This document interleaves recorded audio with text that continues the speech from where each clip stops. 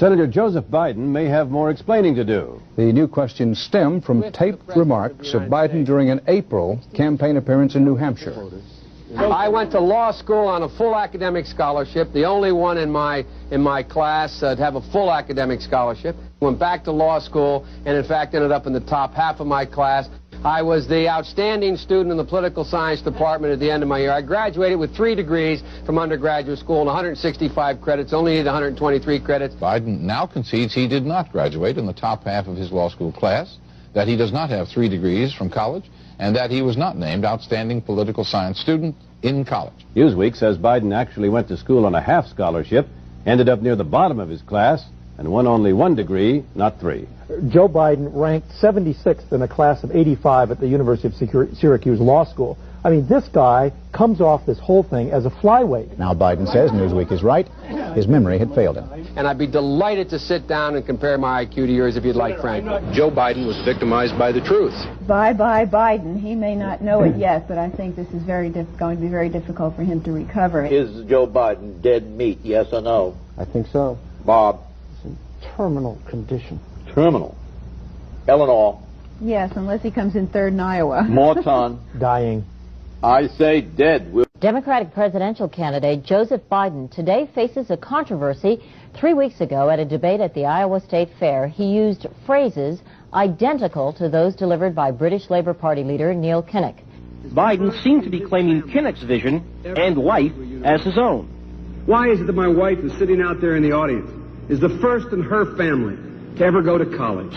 Why is Gladys the first woman in her family in 1,000 generations to be able to get to university? My ancestors who worked in the coal mines in northeast Pennsylvania don't come up after 12 hours and play football. 8 hours underground and then come up and play football. It's because they didn't have a platform upon which to stand. There was no platform upon which they could stand. The notion that every thought or notion or idea you'd have to go back and find and attribute to someone, I think is, quite frankly, ludicrous. The problem here is that Senator Biden told his audience he'd just been thinking about these things, and he failed to give any credit at all to his famous British speechwriter. You know, I was thinking on the way over here. Now, that's a little too much, because, as you point out, what's behind the words? What's there? And a lot of people, the rap on Biden has always been that it's just a surface. I should have said, to paraphrase Neil Kinnock, it's the only time I didn't, and all the times I've ever used it. But CBS News found a tape of a second instance.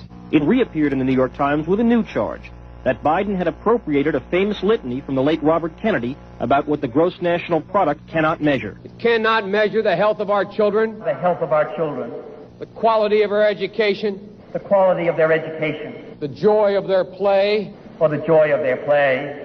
Biden gave Kennedy no credit. He has also quoted or paraphrased John Kennedy, Hubert Humphrey, and British Labour Party leader Neil Kinnock, all without credit.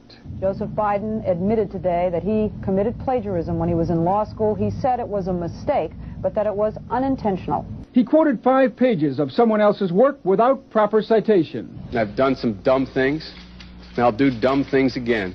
He was given an F. So, ladies and gentlemen, I've been dumb. To the political community in Washington, it all seems of a piece. Plagiarism at law school, plagiarism on the stump. The great communicator. Strike that.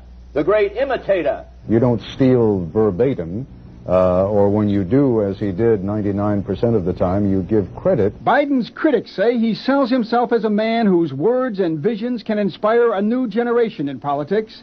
But if the thoughts, phrases, and visions really belong to others, it's a form of false advertising. Is it a wise idea, though, to take something that personal, anyway, from another politician and try and appropriate it to your own campaign? I think it was a stupid thing to appropriate material that was really very personal, that was someone else's. Most people didn't know who he was, you know, Joe Biden, and now they're going to say, oh yeah, he's the guy who plagiarized. That's a lot of people.